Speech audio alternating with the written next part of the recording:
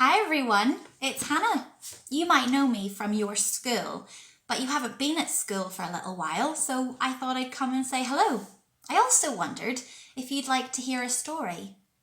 An Easter story, one all about God's Son called Jesus. Now on Sunday past, Jesus rode into Jerusalem. And here's my little pretend Jesus. I've also got a donkey because Jesus rode into Jerusalem on a donkey. And it was called Palm Sunday. Palms are leaves, and everyone was waving them as he rode in on his donkey. Now this bit of the story is a bit sad. This is a story from the Jesus Storybook Bible by Sally Lloyd-Jones. It's called A Dark Night in the Garden. The wind was picking up now, blowing clouds across the moon, shrouding the garden in darkness. "Stay up with me," Jesus asked his friends, and they said yes, and they waited under the olive trees, but they were tired and they soon fell asleep. Can you do a snore? Jesus walked ahead, alone, into the dark. He needed to talk to his heavenly Father, and his Father was God. He knew it was time for him to die. They had planned it a long time ago, he and his Father. Jesus was going to take the punishment for all the wrong things that anybody had ever done or would ever do in the future. "Father," Jesus cried out, and he fell to the ground. "Is there any other way to get your children back, to heal their hearts or to get rid of the poison?" But Jesus knew there wasn't any other way. God was going to pour into Jesus' heart all the sadness and brokenness in people's hearts. He was going to pour into Jesus' body all the sickness in people's bodies. And God was going to have to blame his son Jesus for everything that had gone wrong, even though Jesus had never done anything wrong. Can you imagine never doing anything wrong? I can't.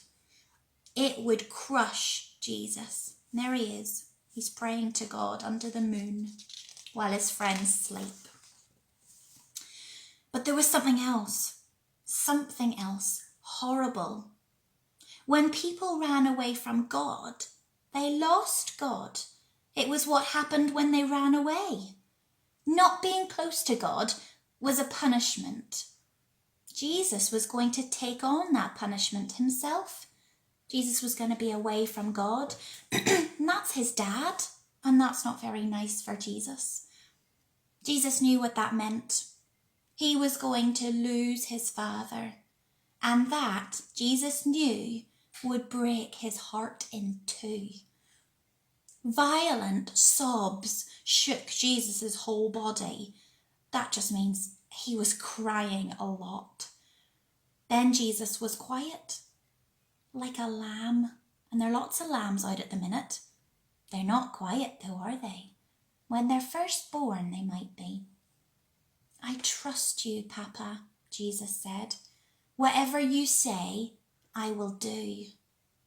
And there he is. He's on his knees praying to God. "Whatever you do, I'll trust you." Suddenly, through the trees, a glitter of starlight flashed off steel. Steel is like metal. Into the quiet garden came whispers, muffled voices, and clanking metal, and the sound of boots marching. Jesus stood up. He woke his friends up. "Now is the time," he said gently. "Everything that was ever written about me, what God has been telling his people all through the long years, it's all coming true." And into the night, with burning torches and lanterns, with swords, with clubs, and of soldiers they came, full of armour. Judas led them straight to Jesus so that they could arrest Jesus. Jesus was waiting for them. Now, this doesn't look very friendly, does it? Can you see? It doesn't look very nice for Jesus, but it wasn't a surprise for Jesus. He knew this was going to happen. He didn't want it to happen, but he knew it had to. Peter leapt up, took a sword and tried to defend Jesus. He sliced off a guard's ear. Ow. Jesus immediately touched the guard and healed him. Peter, said Jesus, this is not the way. Peter didn't realise that no army, no matter how big, could ever arrest Jesus, not unless Jesus let them.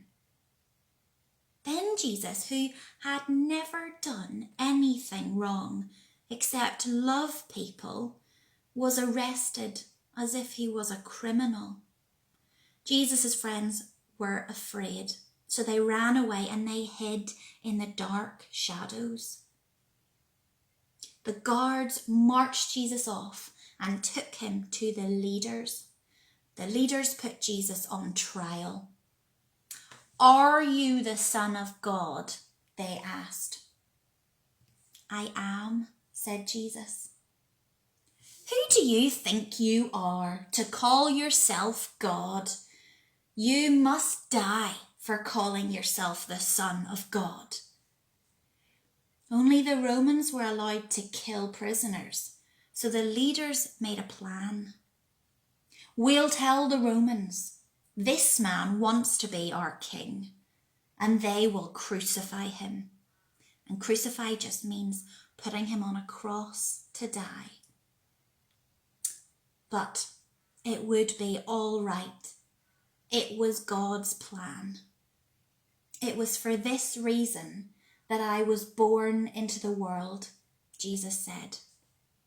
He said, it was for this reason that I was born into this world.